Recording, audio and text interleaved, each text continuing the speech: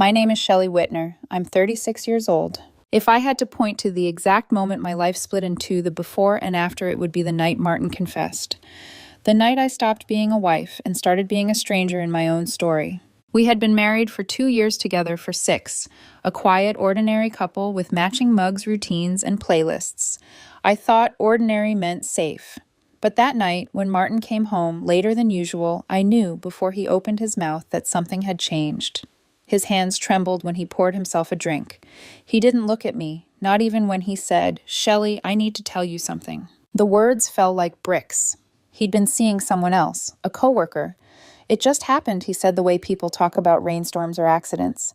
My mind didn't process the betrayal right away. I was too busy cataloging his tone, his neat phrasing, the way his voice cracked, only when he said her name. For a moment, I thought I might scream. Instead, I stood up, walked to the window, and stared at my reflection in the glass. So this is what disappointment looks like, I thought. When I told my family, I expected them to be furious for me, especially my younger brother Nicholas. He and Martin had been friends in college, sure, but I was his sister. Surely blood meant more than some old drinking buddy. It didn't. Nicholas already knew. When I called to tell him the marriage was over, he sighed, like a man who'd been dreading this moment. "Shelley," he said, his tone heavy with fake patience. He came clean because he wants to fix it. "Don't throw it all away over a mistake." A mistake, I repeated. He slept with another woman for months, Nick. "I'm not excusing him," he said quickly. "But he's trying. People mess up. Maybe you could talk to someone together. Give it another chance." His words weren't cruel, but they landed harder than any insult could have. I realized in that instant that Nicholas had already picked his side. I laughed bitterly. "So you'd rather keep your drinking buddy than your sister. Got it." He scoffed. "Don't be dramatic. I'm not choosing anyone. I just think you're overreacting." Overreacting. That was the last real conversation we had. In the following weeks, the divorce finalized, with surgical precision assets, divided rings returned, apologies exchanged like receipts. Martin moved to Philadelphia with his new wife. Yes, the same woman, and Nicholas was there at the wedding. My mother later accidentally mentioned it over brunch, like she was talking about the weather. I remember the fork slipping from my hand, the clang echoing through the kitchen. "He attended?" I asked quietly. She looked guilty, but only for a moment. "He didn't want to upset you," she said. "He thought it was better to just go and get it over with."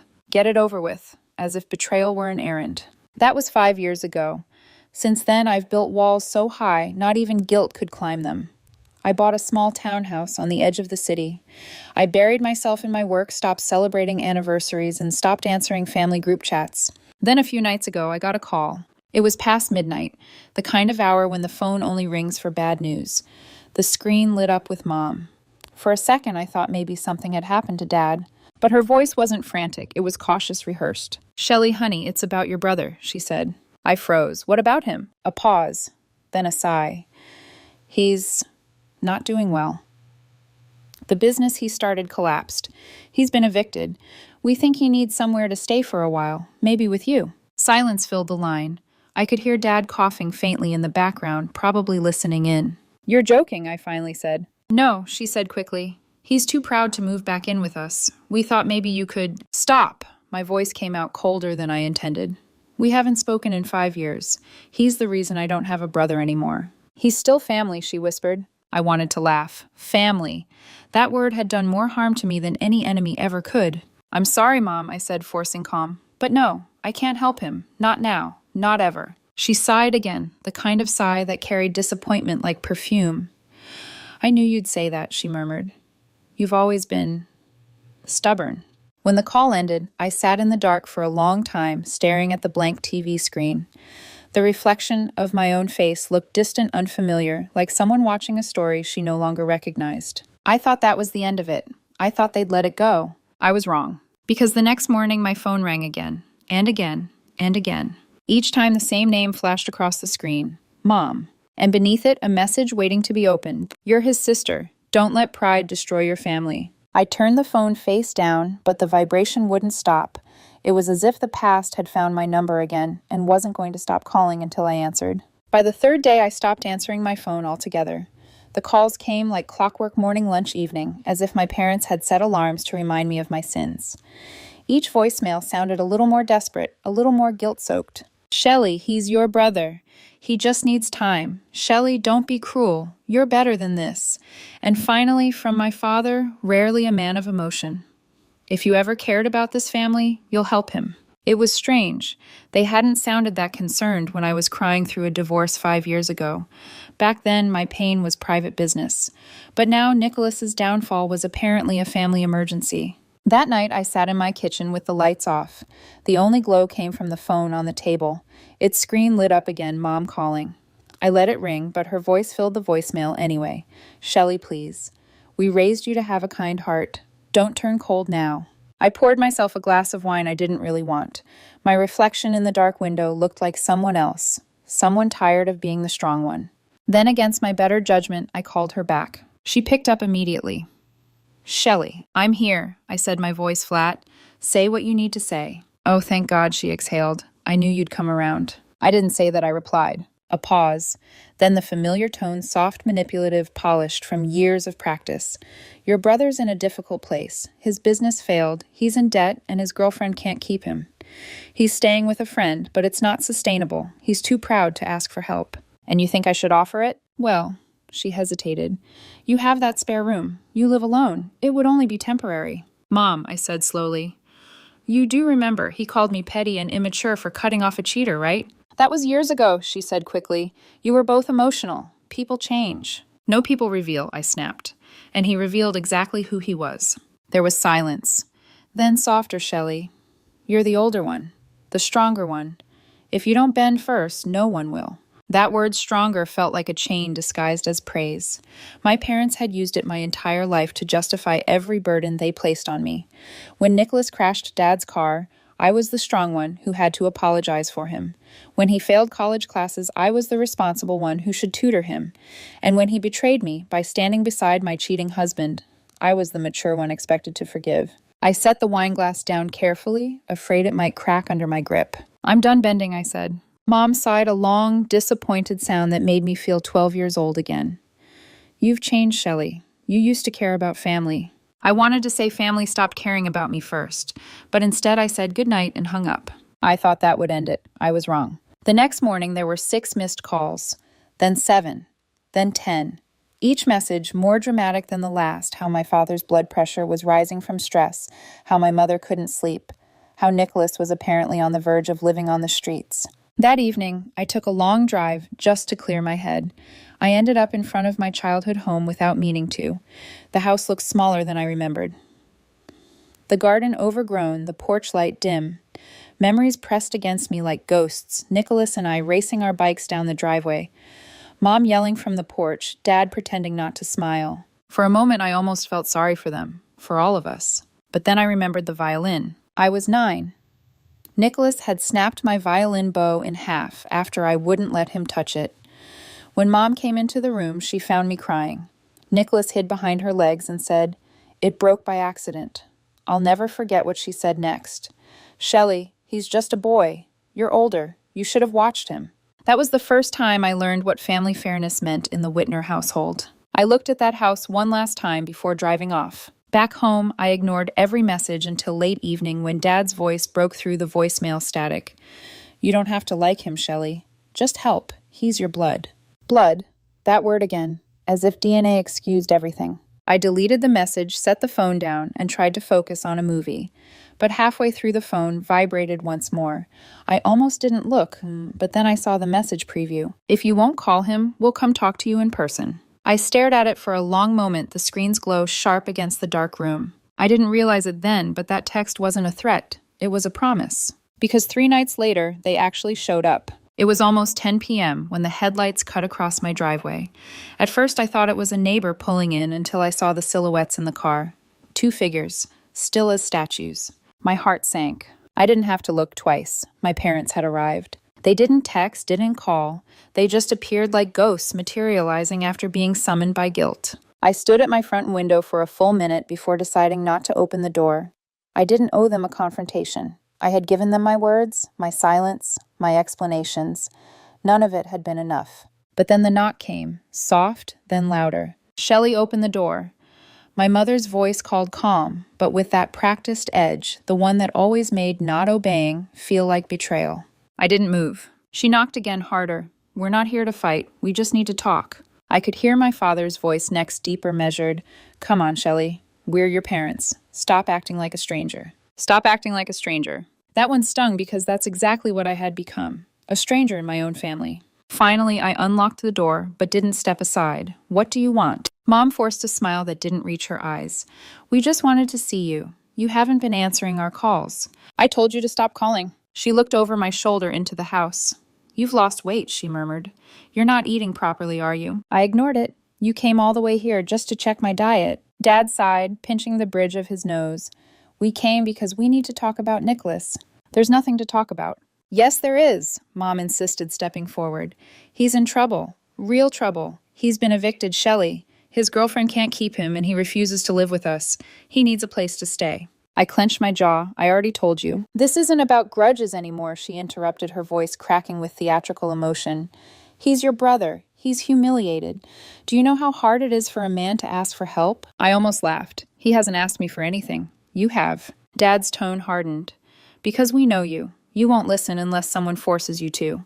You've become impossible to reach, Shelley. There it was, the accusation disguised as concern.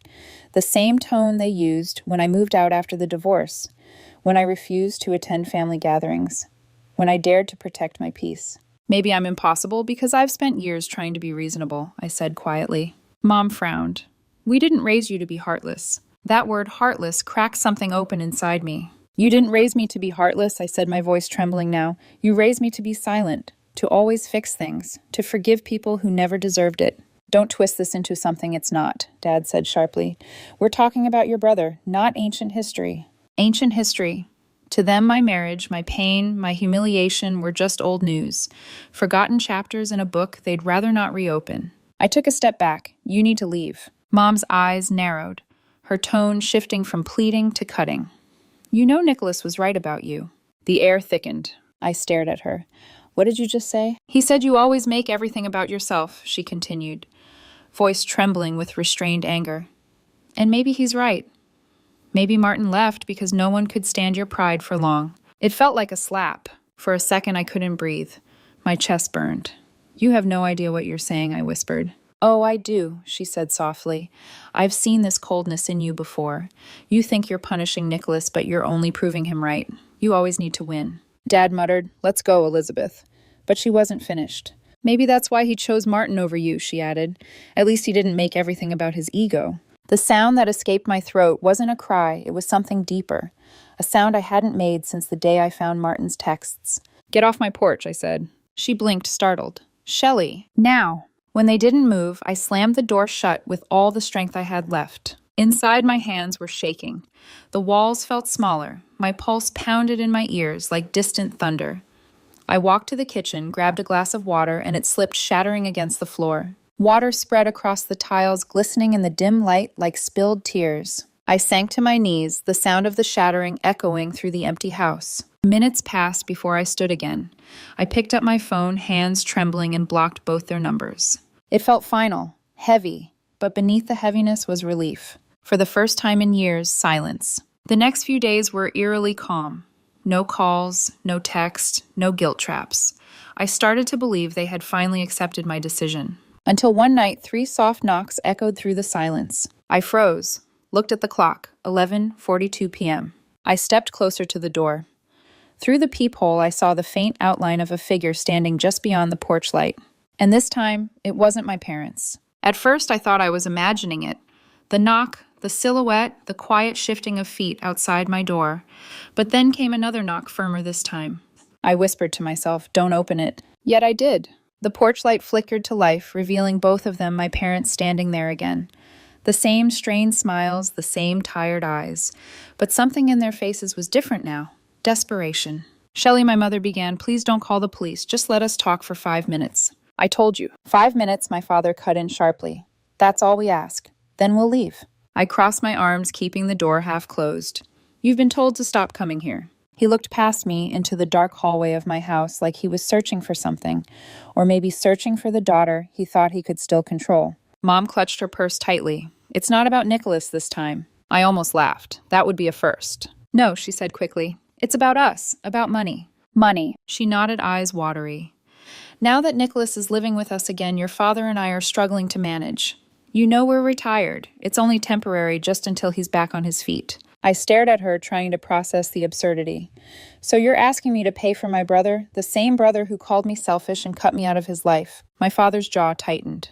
We're asking you to help your parents. There it was, the old weapon obligation wrapped in guilt. Mom's voice softened. We're not saying you have to see him. You can just transfer the money. We'll handle the rest. I exhaled through my nose. You drove here at midnight to ask for a handout. She flinched. Shelley, please don't talk like that. We wouldn't ask if we had another choice. You did have a choice, I said coldly. You chose him, over and over again. Dad stepped forward, his patience thinning. You think you're better than us because you have a job and a house. But when your marriage fell apart, we were there, weren't we? I looked him dead in the eye. No, you weren't. He blinked as if he'd forgotten that part of the story, or rewritten it to make himself the hero. Mom's tone shifted again, trembling, half tearful, half threatening. We did everything for you, Shelley. We gave you a good education, supported you when you were lost. And this is how you repay us, by turning your back. I clenched my fists. You raised me to believe love was conditional, that it came with debts. I'm just paying them off by staying away. Her tears stopped, instantly replaced by cold fury. You've become cruel. I felt something inside me snap, not from anger, but exhaustion. Years of being the scapegoat, the peacekeeper, the one who swallowed pain so others could stay comfortable. I'm done, I said, stepping back inside. Leave my property now. But they didn't move. Dad's voice rose. You can't treat us like this. Watch me. Mom's tone turned pleading again. Shelley, don't do this. We're family. No, I cut her off. You stopped being my family when you stood beside the man who broke me. You stopped when you excused Nicholas's betrayal. You stopped when you made my pain an inconvenience. The silence that followed was thick enough to choke on. Then my mother whispered, if you close this door now, don't expect us to ever forgive you. I almost smiled. I stopped needing your forgiveness years ago. And then I closed the door. I expected them to leave. They didn't. I could still hear their muffled voices outside, arguing, pacing, refusing to go. My pulse was racing now. I grabbed my phone, hands trembling, and said it out loud, mostly to convince myself I'm calling the police. I dialed. When I told the operator my parents were trespassing and refusing to leave, the dispatcher hesitated, probably unsure how to handle family as a threat. But she promised to send a patrol car. Minutes later, blue lights washed over my living room walls. The sirens stayed off, but the light spun across the curtains, bathing the room in a strange electric calm. Through the peephole, I saw two officers approach. My mother started crying immediately. My father tried to reason, gesturing angrily toward the house. I couldn't hear the words, but I knew the script. She's overreacting. She's unstable. We're her parents. After a few minutes, one of the officers knocked. Ma'am, they're leaving now. Everything okay inside? I nodded, though my throat felt tight. I'm fine, thank you. When the cruiser pulled away, the night fell quiet again, eerily quiet. For the first time, I realized I wasn't shaking out of fear. I was shaking out of freedom. I sat on the couch in the darkness, letting the adrenaline settle. The clock ticked past midnight. My phone lay beside me, face down, silent. Finally, silence. I thought it was over. But the universe has a cruel sense of humor, because the very next morning my phone rang again, this time from an unknown number. And when I answered, a distorted voice whispered, "You'll regret what you did to your parents." At first, I told myself it was a prank, a wrong number, a glitch, anything but what I knew deep down, that my parents had found a new way to reach me. The first call came that morning. The voice warped and low, saying those 7 words, "You'll regret what you did to your parents." I hung up, my pulse hammering in my throat. I didn't recognize the number. I blocked it immediately. But by the next day, 2 more calls came. Different numbers, different voices. One male, one female. Both saying the same thing, "You'll regret it." Each time I blocked them. Each time more came. Then came the texts. "You think you're safe, family doesn't forget. Ungrateful daughter." I reported them to the carrier, changed my privacy settings, bought a new SIM card. Still the messages found their way through. Sleep became impossible. Every creak of the house sounded like a footstep. Every buzz of my phone sent a cold shiver through my body. It didn't take long for paranoia to turn into fear. One night, while brushing my teeth, I heard a noise outside, faint but deliberate, like gravel shifting under slow steps. I froze. Through the bathroom window, I could see the faint shape of a car parked across the street. Headlights off, engine idling. I stood there, staring into the darkness, toothbrush trembling in my hand. Then, as if sensing I was watching, the car drove away. By morning, I called my lawyer. I told him everything: the calls, the texts, the threats, the visit. His response was immediate and firm: file for a restraining order. Today. He walked me through the process. It was mechanical clinical, the legal version of emotional triage. When we filed, I expected to feel relief. But all I felt was grief, the kind that settles low in your chest, heavy and wordless. Because even though I had done the right thing, I couldn't escape the question that gnawed at me. How did it come to this? How did family become something I had to defend myself against? A week passed in uneasy quiet. No calls, no texts. The silence was almost suspicious. Then, out of nowhere, my phone buzzed again, but this time it wasn't an unknown number. It was Nicholas. For a long moment, I just stared at the screen. His name looked foreign, like a word from a language I used to speak but had forgotten. Against my better judgment, I answered. Shelley. His voice was calm, controlled, too controlled. What the hell did you do? My stomach dropped. Excuse me. I just talked to Mom. You filed a restraining order against them. I closed my eyes. Of course they told you. They're devastated, he said sharply. They can't believe you go that far. They're your parents, Shelley. They showed up at my house. Repeatedly. They harassed me. What did you expect me to do? Bake them cookies. He exhaled hard. They were desperate. You pushed them to it. I laughed, but it came out bitter.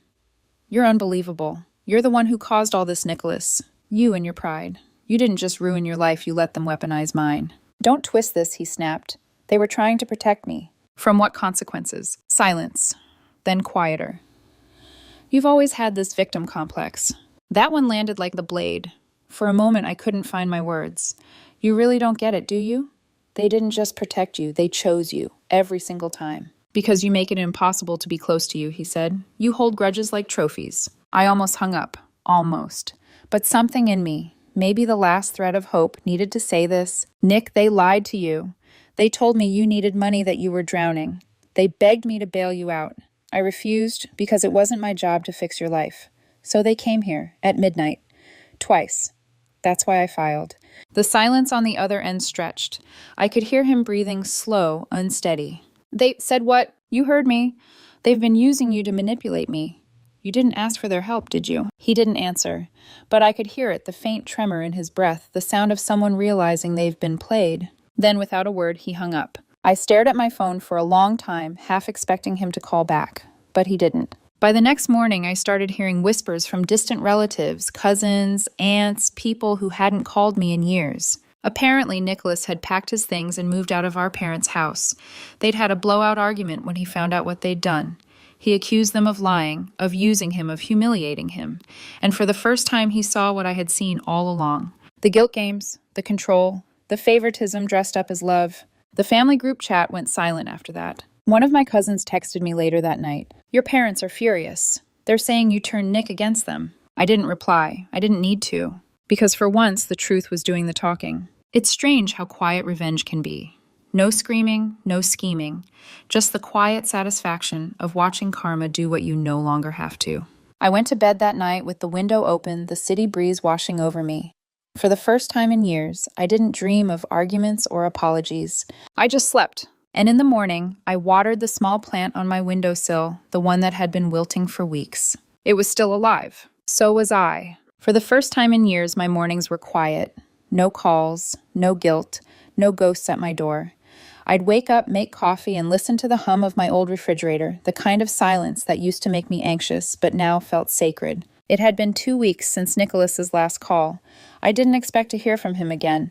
But one evening, while I was closing my laptop after work, my phone lit up with a text from him. I moved out. You were right. No apology, no explanation, just that. I stared at it for a while before replying. I didn't want to be right, Nick. I just wanted peace. He didn't respond.